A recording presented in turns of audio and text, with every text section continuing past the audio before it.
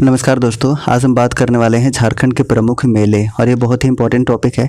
तो चलिए आज का सेशन में स्टार्ट करते हैं। सबसे पहले बात करते हैं कि रांची में कौन सा मेला लगता है। तो रांची में मुख्य रूप से 3 मेला आपको याद रखना है। सबसे पहले अगर हम बात करते हैं नौमी डोला मेला की, तो ये कहाँ पर लगता है? तो ये टाटी सिलवे रांची में लगता है।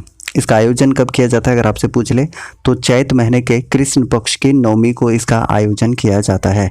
ये मेला जो है ना होली के ठीक 9 दिन बाद प्रत्येक वर्ष आयोजित किया जाता है। उसके बाद रथ मेला की अगर हम बात करते हैं तो ये जगन्नाथपुर रांची में लगता है, काफ़ी इंपॉर्टेंट है। और आषाढ़ माह में शुक्ल पक्ष की द्वितीया को रथ यात्रा मेला लगता है और जो एकादशी है उस दिन क्या कौन सा लगता है? तो याद रखिएगा कि घूर्ती रथ यात्रा का आयोजन किया जाता है। उसके बाद मुड़मा जत्रा मेला भी कहाँ लगता है? तो ये रांची में लगता है। ये आपको याद रखना है। और कब लगता है अगर आपसे पूछ ले तो याद रखिएगा कि दशहरा के 10 दिन बाद।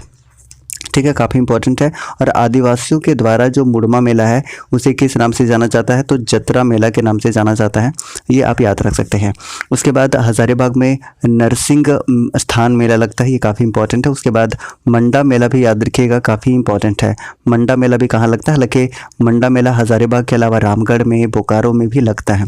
ये आपको याद रखना है। उसके बाद नेक्स्ट बात करते हैं सूरज कुंड मेला का। तो सूरज कुंड मेला का आयोजन कहाँ पर किया जाता है? तो ये हजारीबाग में किया जाता है। सूरज कुंड मेला का आयोजन हजारीबाग में किया जाता है, काफ़ी इंपॉर्टेंट है। अगर पूछ ले कि कब किया जाता है तो याद रखिएगा कि मकर संक्रांति से 10 दिनों तक इसका आयोजन किया जाता है। यानी कि मकर संक्रांति से स्टार्ट होता है और ये 10 दिनों तक आयोजित किया जाता है। ये आप याद रख सकते हैं। उसके बाद बात करते हैं सिमडेगा में। तो सिमडेगा में कौन कौन सा मेला लगता है? तो याद रखिएगा, एक तो गांधी मेला आपको याद रखना है। यहाँ से गांधी मेला का आयोजन किया जाता है सिमडेगा में। उसके साथ ही साथ राम रेखा मेला का भी आयोजन किया जाता है। लेकिन अगर आपसे पूछ ले कि राम रेखा मेला का आयोजन कब किया जाता है, तब याद रखिएगा कि कार्तिक पूर्णिमा के अवसर पर 3 दिनों तक किया जाता है। कार्तिक पूर्णिमा के अवसर पर 3 दिनों तक किया जाता है। ये आपको याद रखना है। नेक्स्ट बात करते हैं चतरा। तो चतरा में आप कुछ मेला याद रखिएगा, काफ़ी इंपॉर्टेंट है। तो कौन कौन सा मेला आपको याद रखना है? तो सबसे पहले याद रखिएगा कि कुंदा मेला चतरा में लगता है, जतराई मेला, उसके बाद लावालंग मेला और बलबल मेला। ये 4 मेला आप चतरा से याद रख सकते हैं। उसके बाद नेक्स्ट हम बात करते हैं गोड्डा में कौन सा मेला लगता है। तो गोड्डा में कौन सा मेला लगता है?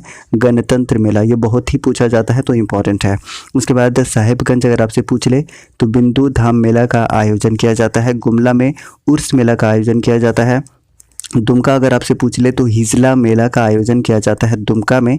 और क्या याद रख सकते हैं कि किस नदी के किनारे? तो मयूराक्षी नदी के किनारे। ठीक है, मयूराक्षी नदी के किनारे इसका आयोजन किया जाता है। और ये कब से प्रारंभ हुआ है अगर आपसे पूछ ले? इस मेला का लगना, हिजला मेला का लगना कब से प्रारंभ हुआ है? तो 1890 से ये प्रारंभ हो गया है। ये आपको याद रखना, हिजला मेला दुमका में लगता है। ये काफ़ी इंपॉर्टेंट है। और अगर हम मयूराक्षी नदी की बात कर रहे हैं तो ये कहाँ से निकलती है? तो त्रिकुट पहाड़ी देवघर से निकलती है। ये हमने कई दफ़ा बताया हुआ है। उसके बाद नेक्स्ट बात करते हैं कि देवघर में कौन सा? तो श्रावणी मेला लगता है, जो कि विश्व का सबसे बड़ा मानव मेला माना जाता है। तो ये याद रखिएगा, श्रावणी मेला देवघर। उसके बाद बूढ़ई मेला भी कहाँ लगता है? तो बूढ़ई मेला जो है ना ये भी देवघर में लगता है। बोकारो में कौन सा मेला लगता है? तो याद रखिएगा, हथिया पत्थर मेला का आयोजन बोकारो में किया जाता है। और एक चीज़ याद रखिएगा कि बोकारो में भी कहाँ? तो फुसरो में, बोकारो में फुसरो में इसका आयोजन किया जाता है। ये याद रखिएगा। अगर आपको सेशन पसंद आया है तो प्लीज़ लाइक कीजिए। चैनल पर नए हैं तो प्लीज़ चैनल को सब्सक्राइब करके बेल आइकन को प्रेस कीजिए ताकि आपको न्यू वीडियोज़ का नोटिफिकेशन मिलता रहे।